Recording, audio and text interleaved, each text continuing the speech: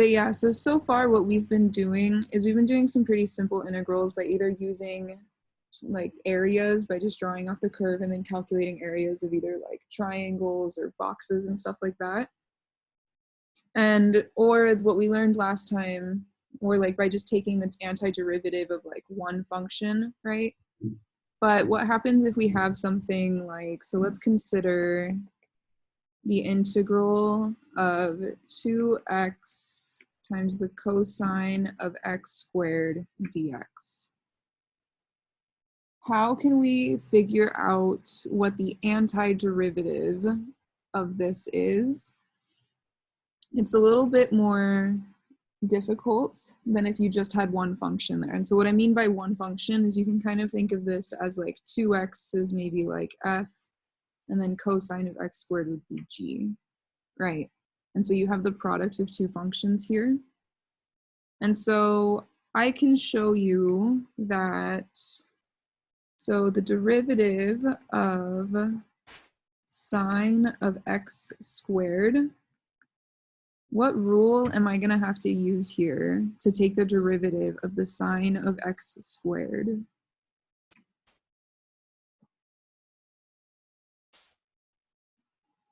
Yeah, the chain rule, right? And so this is going to be, I'm going to take the derivative of my outside function, which is going to be cosine.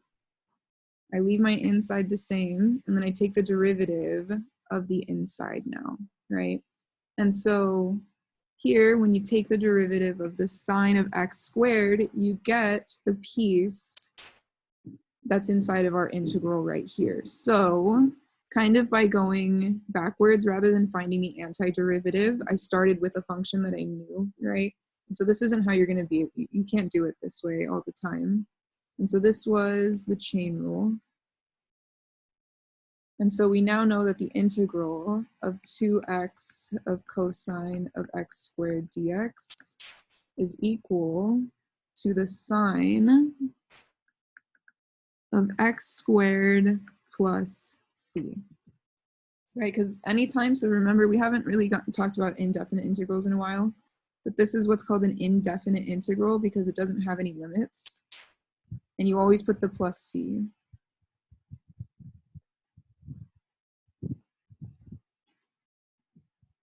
It's definite integrals that you don't need to worry about the c for.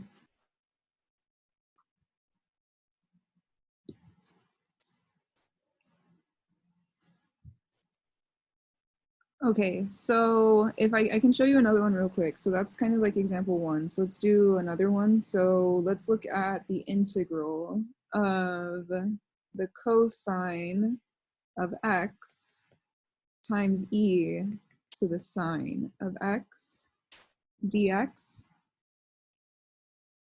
Then I'll tell you, so I'll just kind of tell you that this is equal to e to the sine of x plus c. And the reason for this is because when I take the derivative of e to the sine of x, you leave your inside function alone, so you have e to the same thing, and then you take the derivative of your inside function, which gives you cosine of e to the x. I mean cosine of just x, sorry. And so in both of these cases, when we took these derivatives, we used the chain rule. And so what I'm going to show you today is essentially the chain rule in reverse. And so U substitution, you can kind of think about it as chain rule in reverse. So it's when you've kind of got multiple functions inside of your integrand. And the integrand is just the thing that's in your integral, so like that right there.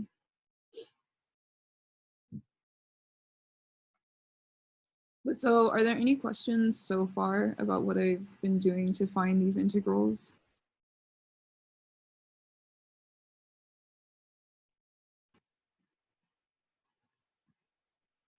Okay, so let's kind of write down the general form of this. And so here, so yeah, I already kind of said this, but in both cases, it's the product of the composition of a function. So in both of these cases, so here I'll label this case 1 and case 2. So in both cases, the integrand was of the form f of g of x times the derivative of what's on the inside, right? Since they've all been in this form, and that's essentially, that kind of looks like the chain rule, right? Then we can generalize these integrals. And so I'm gonna so if capital F is an antiderivative of little f, antiderivative of little f, then what we're gonna have is when I take the integral of f of x with respect to x, what I'm gonna get is, so if I differentiate that, right, then these two things kind of cancel out. And I'm left with, or you know what, here, hang on, I'm skipping a step. Before I take the integral, or before I take the derivative of the integral. So you have the integral of f of x dx is equal to capital F of x plus c. So that's how it starts. And then I'm gonna take the derivative of both sides. So he's red. And so here you have the derivative of this integral of f of x dx is equal to the derivative of capital F of x plus c. And this is where the integral and the derivative kind of cancel out, right? And so you're just left with f of x is equal to f prime of x. The derivative of a constant is just going to be 0. And so since this is true, little f is equal to f prime, I can write the following kind of string. And so I can say that f of g of x times g prime of x is equal to g, or here, I'm going out of order, capital F prime of g of x times g prime of x.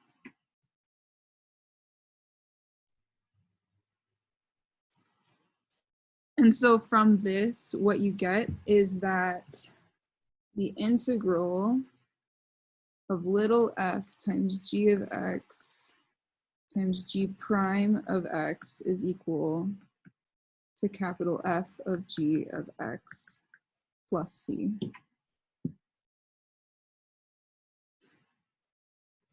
Oh, here, let me add one more step right here to make it a little bit more clear. So you can think of this as the derivative of capital F of g of x. And so that's where I'm getting this from right here.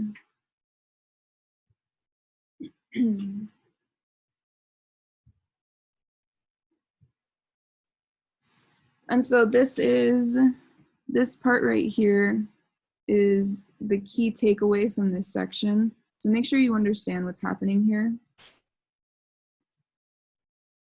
Try and see if you can point, like, see if you can notice the fact that it's just the chain rule in reverse, right?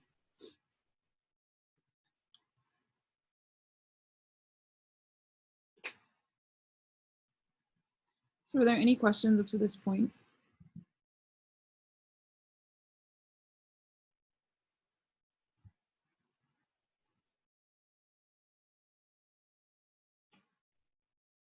Okay, so let me tell you now why this section is called U substitution, because so far we have not had a single U come up.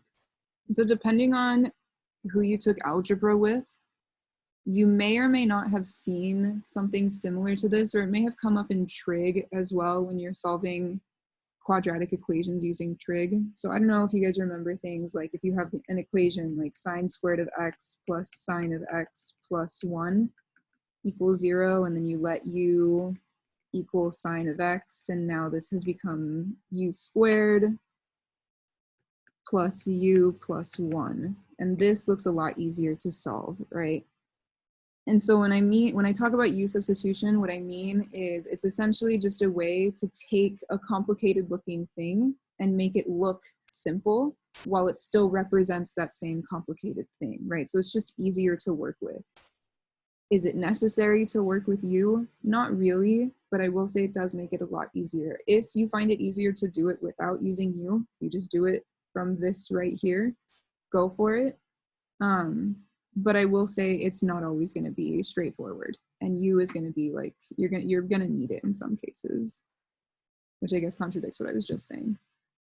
But anyway, so what you can do also is, if for whatever reason you hate the letter U, you can use any letter that you want as long as it's not the letter that's showing up right here. And I just realized I forgot this DX. So make sure you include that DX right there. But as long as it's not the variable that you're using when it gives you the problem, you can use any variable you want. So I could use Y substitution here if I wanted to, right? But U is the most common one. And so the whole U substitution part comes in. So what I'm going to do is I'm going to let U equal little g of x, and then du is going to equal g prime of x dx. Right, because you're just going to take the derivative of both sides. And so let me introduce like a little secondary step here. So if U is equal to g of x, then when I take the derivative of U with respect to x, so if I take the derivative of both sides of this equation, then what you're getting is du dx is equal to g prime of x. And so the substitution part comes in, right? So notice up here, I have g prime of x dx. And so what I can do is I can solve this equation, and I'll get g prime of x dx is equal to du. And so now, wherever I have g prime of x dx, I can replace it with du. And wherever I have g of x, I can replace that with just u. And so what we're getting now is, if I so I'll draw an arrow in a second, but what I have now with all of these substitutions is f of u du is equal to capital F of u plus c. And so these two things are the same, but the second one looks a lot less complicated. Oops. So are there any questions on just the idea behind U substitution?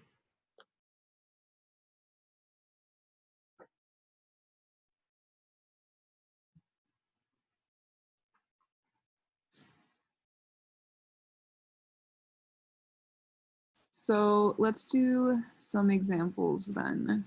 So for the first one, let's do, oh, this is a new page. Yeah.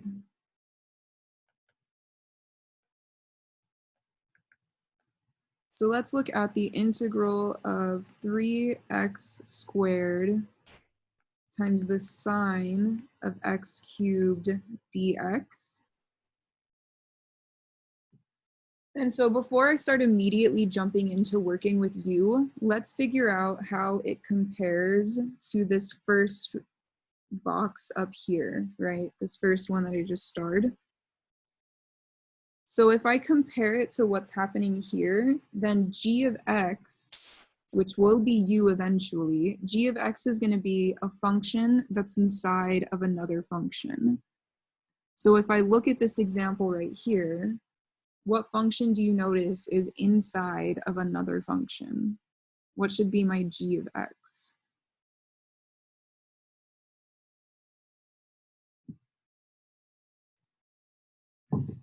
Yeah, the x cubed, right? Because it's inside of that sine. And so here, you're going to have that sine is f, and then x cubed is x, or x cubed is g of x. And what we want to happen is once we pick our g of x, we want g prime of x to also be in our integrand. And it just so happens that we do have x, or g prime here. So this is g prime of x, and that's f of g of x.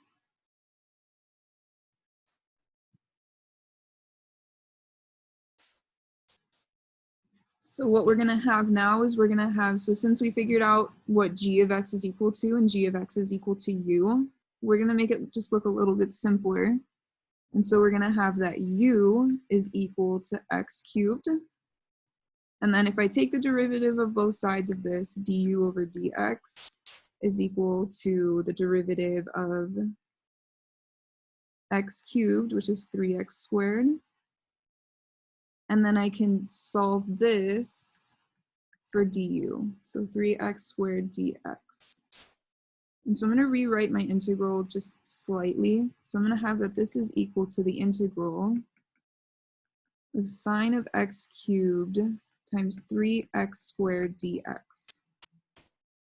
And so now I have 3x squared dx is equal to du, while the sine of x cubed is really equal to the sine of u. Oops.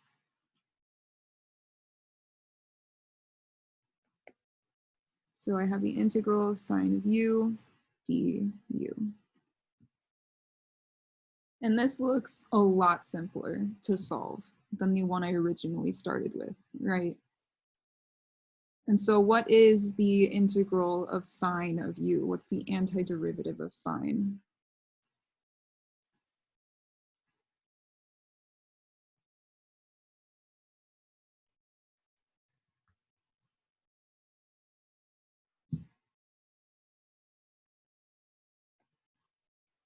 Yeah, it's negative cosine. And then it's just, you leave the inside alone, right? So negative cosine of u, and then plus c. And so what's the very last thing that I need to do to this answer? Because this is not my answer, right? I have to replace something in here.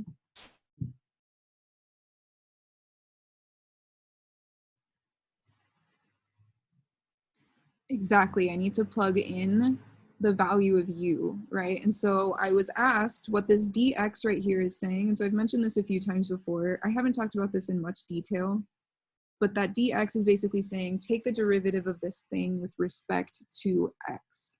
So when you give your answer should be with respect to x. Here, what you're saying is you're saying, okay, now take the integral with respect to u, where u is just some placeholder that you've introduced, right? And so eventually, you're going to have to undo that u substitution. So you're going to have negative cosine of x cubed plus c. So this is the answer. So are there any questions about this first example? How can I check my answers?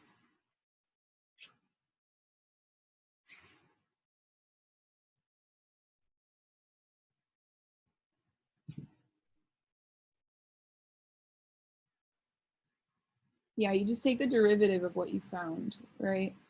And so you can check it off to the side. So the derivative with respect to x of negative cosine of x cubed plus c, this is equal to, the derivative of cosine is negative sine. And so when you take the derivative of negative cosine, you're gonna get positive sine. Oh, I almost sneezed. And then x cubed. And then you need to take the derivative of what's inside, so 3x squared. The derivative of c is 0, so you don't have to worry about that. And then, yeah, that is what we had as our integrand. So this is right.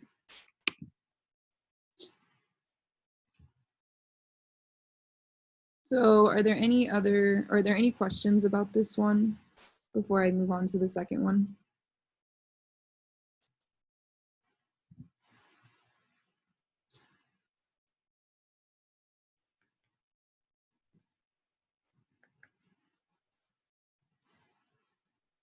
Okay, so for this next one, let's look at the integral of secant squared of 5x dx.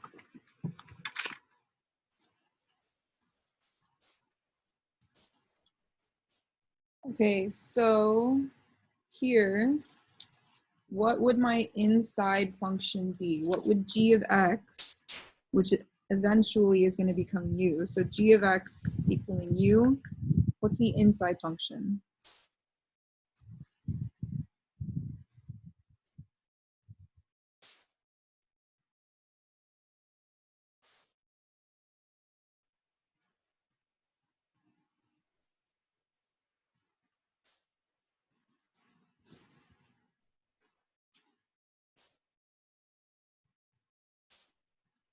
Yeah, it's going to be that 5x, right? And so here, g of x equaling u is going to be 5x, which means that du is going to be 5 dx. And so here, let me do it the slow way real quick. Eventually, you can start skipping this step. This step, du dx equals 5, which means du is equal to 5 dx. But we have an issue, right? So I see that if I look at this, then I can see that I have secant squared of u, but then I don't have 5 dx anywhere. So what can I do? Instead of kind of substituting for 5 dx, what can I do? Any ideas?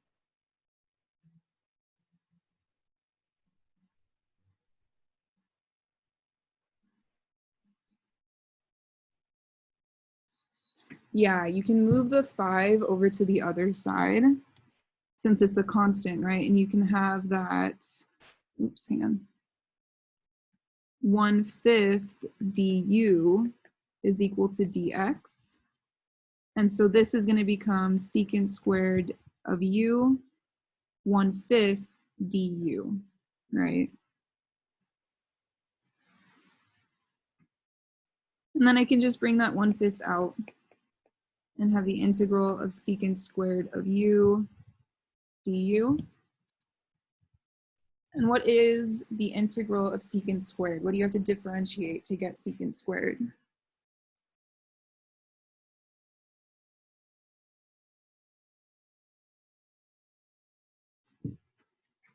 Yeah, tangent. And so here, our integral is equal to 1/5 tangent of u plus c.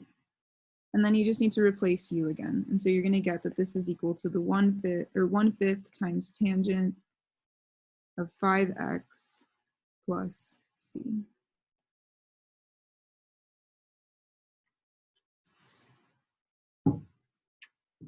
So just kind of keep in mind that you won't always be able to make an immediate substitution. You might have to play around with it just a tiny bit.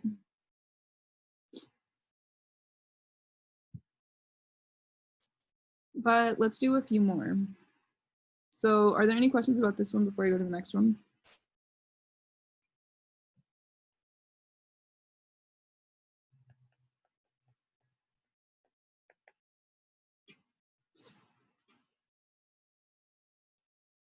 Okay, so let's look at the integral of ln of x to the 4th power all over x dx.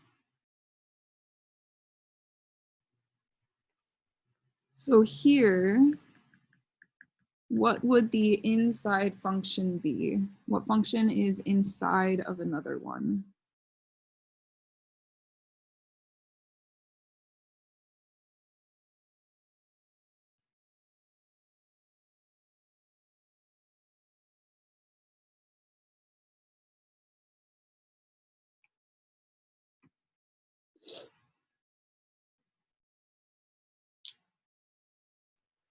Think about, so look at that 4th power, right? That 4th power is technically considered a function.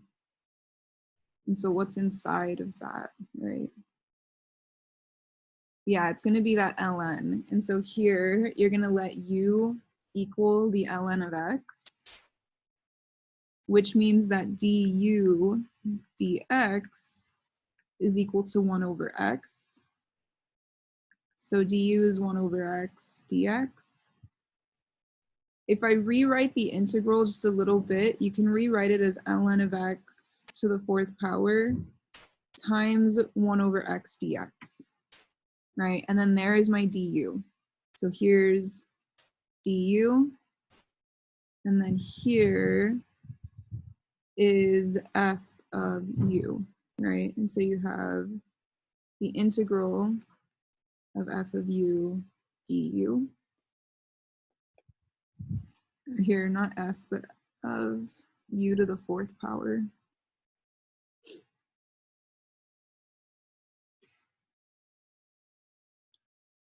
And so what is the antiderivative of u to the 4th power? What power do I absolutely need to have?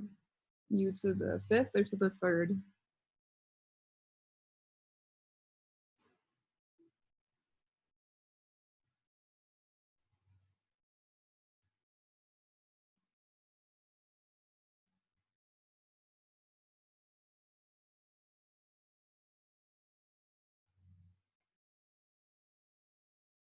Yeah, so when I have powers like this, yeah, so it's gonna be 5, you always add. But then when I take the derivative of u to the 5th, you're gonna get 5u to the 4th. So what do I need to divide by?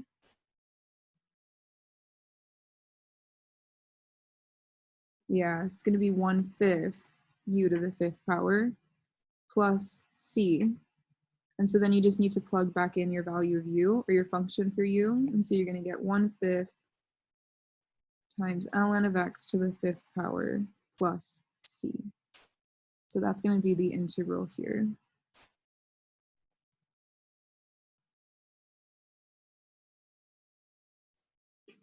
Any questions so far about the chain rule?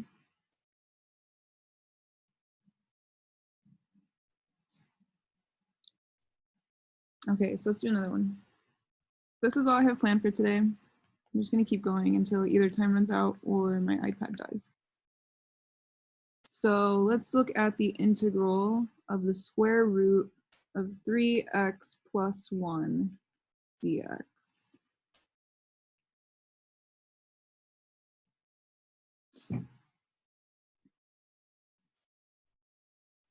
So here, what's the inside function?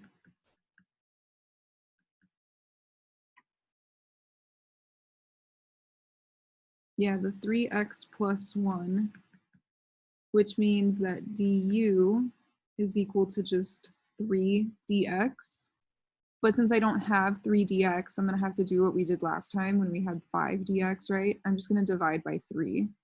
So what this means is you really have that 1/3 du is equal to dx.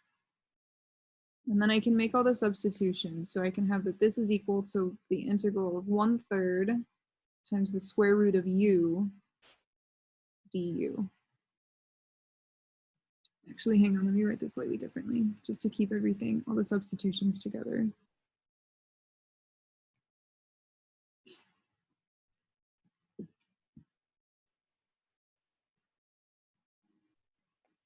How can I rewrite the square root of u so that it's a little bit easier to take the antiderivative of?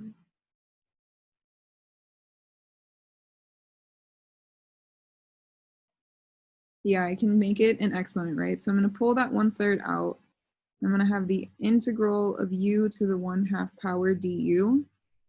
And then I'm going to add 1 to that power. So I know I have u to the 3/2 power. But if I look at this, if I were to check this right now and see if this is the right derivative, I would get 2/3, or no, not 2/3. I would get 3/2 u to the 3/2 power, to the 1/2 power, I mean.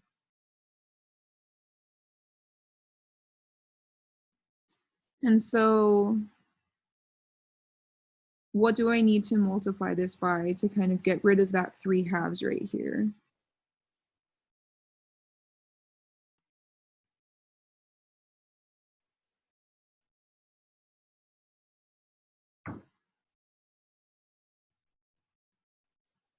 Yeah, 2/3 to cancel it out, right? And so here you're gonna have times 2/3 u to the 3/2 plus c.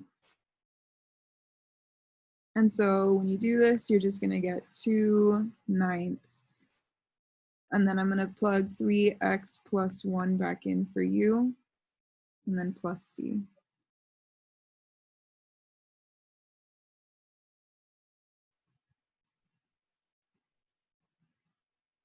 And so this is the integral.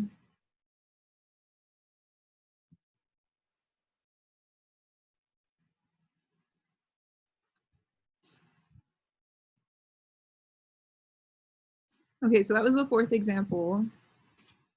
So are there any questions so far?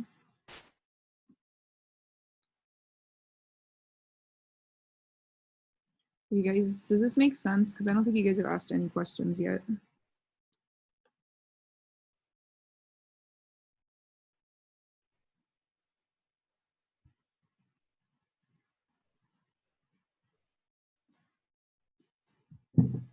Okay, so let's do another one. I have 1, 2, 3, 4, 5, 6, 7, 8, 9, 10, 11, 12 more of these.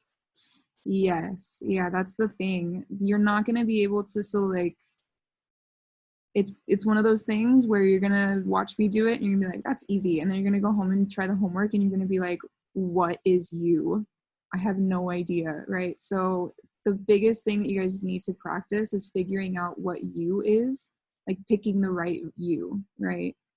So let's do another one, and then I'll probably start giving you the harder ones because we only have 30 minutes left of class. But so let's look at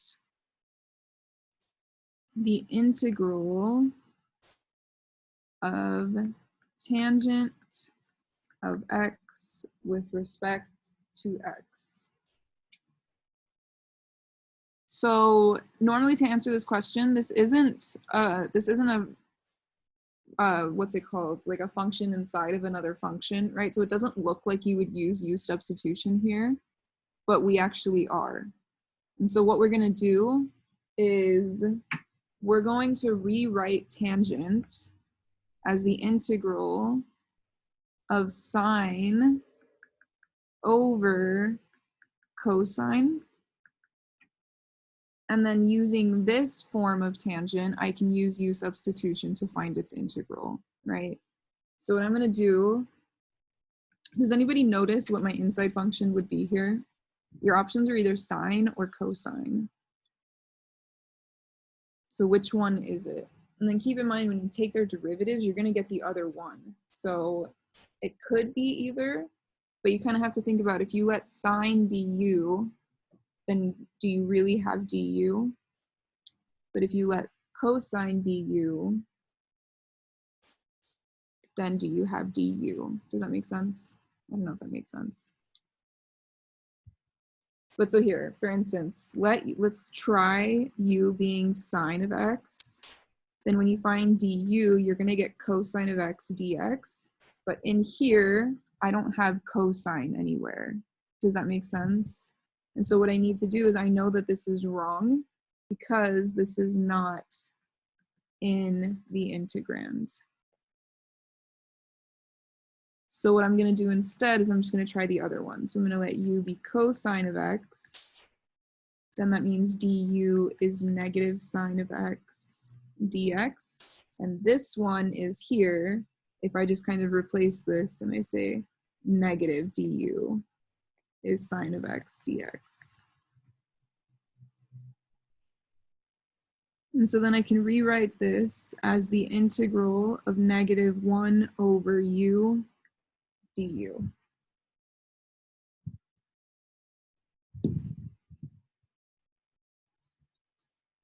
And so what is the integral of 1 over u?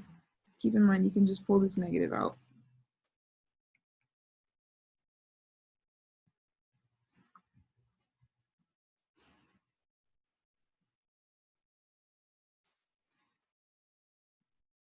Yeah, it's going to be ln of u. And so here you're going to have the negative ln of u plus c. And so you're just going to plug that back in for the value for u. So you're going to have negative ln of cosine of x plus c. And one thing I want to point out is, technically, you need to make sure that whatever you're plugging into ln is positive, and so you're going to take the absolute value of it. So here, let me put a little note. So technically, the integral of 1 over x dx is equal to ln absolute value of x plus c.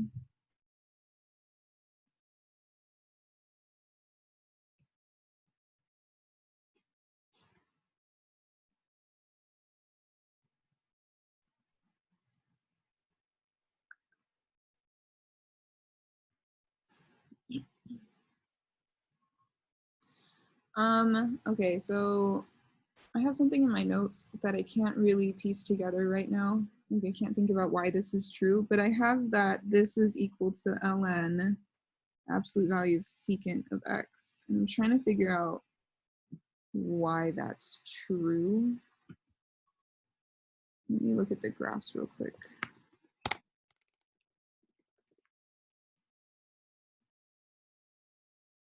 So if I just look at, okay, wait, so ln, negative ln of cosine x, and then ln of secant of x. Oh, they are the same. That's strange.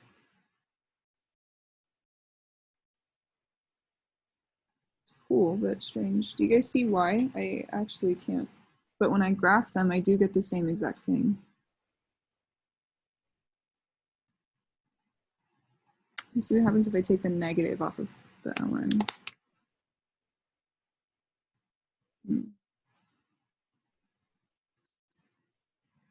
So here, real quick. When I graph ln, negative ln of cosine of u, you get this, and it repeats. So this right here is negative ln of cosine and ln of secant. But when I graph positive ln of cosine, so this is positive ln of cosine, it's the reflection about the x-axis. And so, yeah, it looks like when you just make this negative, you have secant in here, which seems strange to me. I'm gonna, it sounds like an interesting problem, so I'm gonna see if I can like try and prove this, figure this out later, and I'll show you guys on Friday. But as far as the integral part goes, do you guys have any questions about this?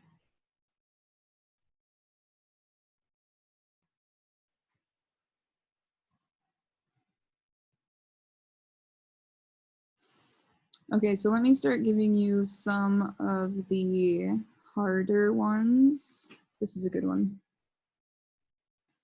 So here we have, oh, let me use a different color. So example, let's look at the integral of x cubed times the square root of 1 plus x squared dx.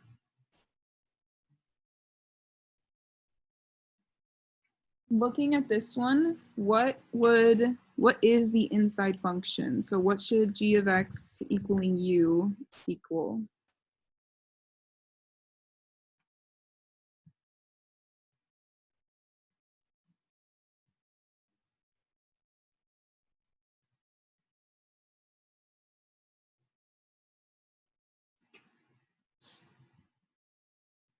So yeah, what's the inside function here?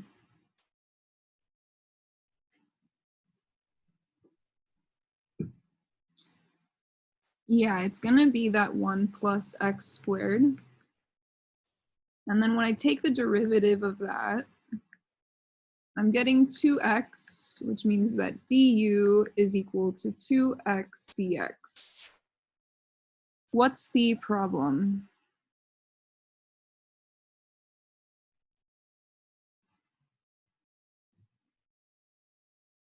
Like, do I have this in my integrand?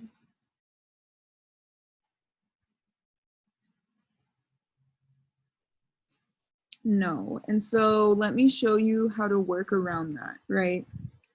So I'm going to rewrite the integral a little bit. And so I'm going to say that this is equal to the integral of the square root of 1 plus x squared times x squared times x dx. And so now x dx shows up, which means I can just make this, okay, let me use red again. I can just make this one 1/2 du equals x dx. And I've got that green highlighted part taken care of right here. But then what about, and I already know that this piece is going to be the square root of u, right? But then what about this x squared right here? The one that I highlighted in orange. How can I take care of that piece so that it's, because essentially what I'm trying to do is I'm trying to get everything in terms of u. And so how can I get x squared in terms of u? Do you guys notice it? Do you see it?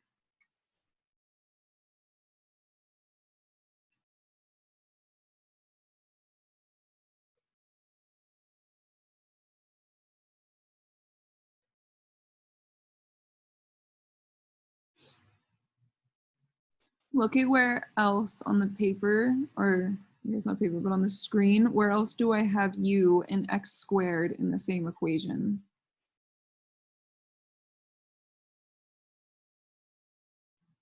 Yes, that's exactly what we're gonna do. So right here, so I highlighted in orange, so I'll write it in orange.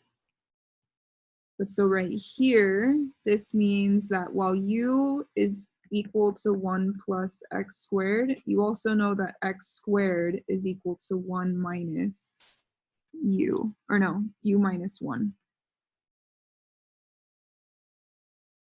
And so here, what you're getting is you get the integral of the square root of u times u minus 1 du.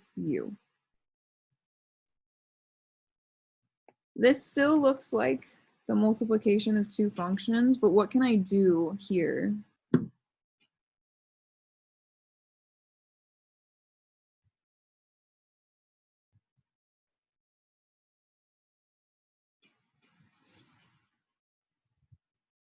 There's two separate things I'm gonna do. I'm gonna do something with this square root, and then I'm also gonna do something else with the whole piece of this, right?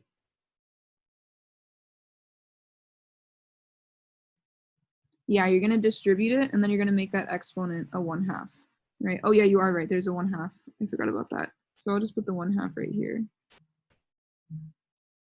Oh.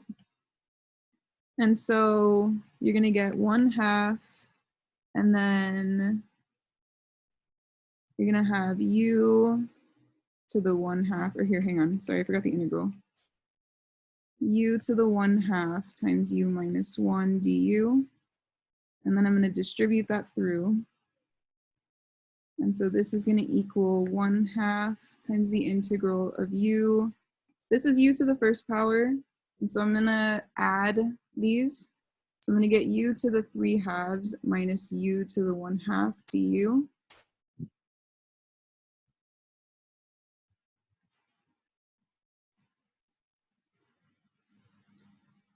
And then this is just the whole like add 1 to your powers, right? And so hopefully you guys are comfortable with this portion of it. But the antiderivative of u to the 3/2 is going to give you, so you're going to have 1/2 over here. And so you're going to have u to the 5/2. But to kind of cancel out that 5/2, you're going to need the 2/5. The antiderivative of u to the 1/2 is going to be u to the 3/2. And then you need to multiply it by 2/3. And then you're going to have plus c. So then I can just distribute that 1/2 through. And so you have 1/5 times u to the 5/2 minus 1/3 times u to the 3/2 plus c. And then I'm just going to plug in 1 plus x squared for u again.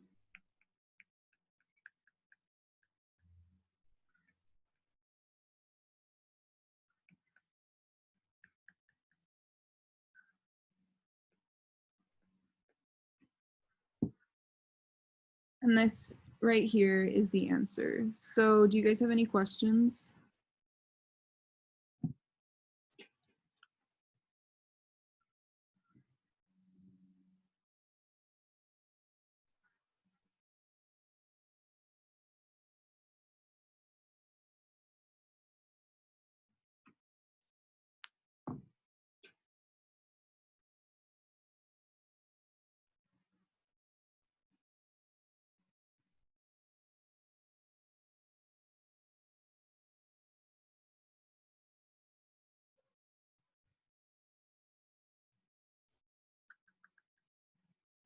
Okay, so is there another one that I want to do today?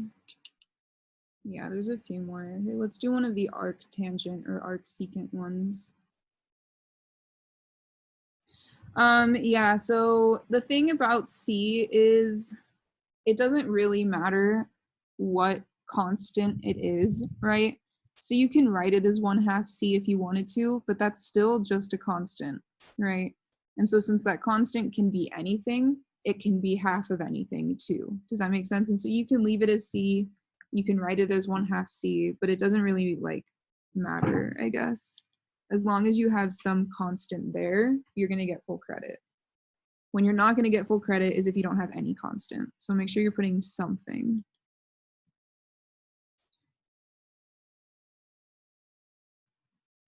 Let's do one more that involves an inverse trig. Yeah, and so here we're going to have the integral of 2x over 1 plus x to the 4th dx.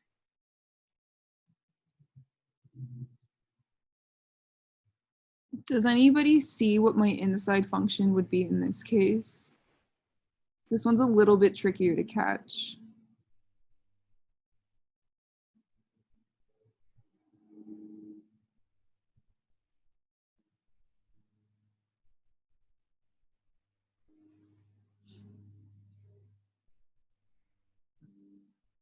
Let me write it this way.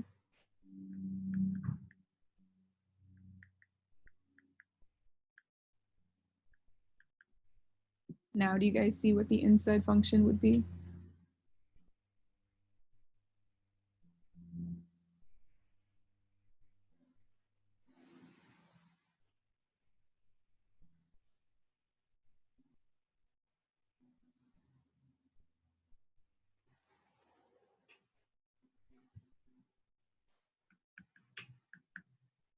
Yeah, it's going to be the x squared. And then when I find du, I'm going to get 2x dx, which I have, right? 2x dx is right there.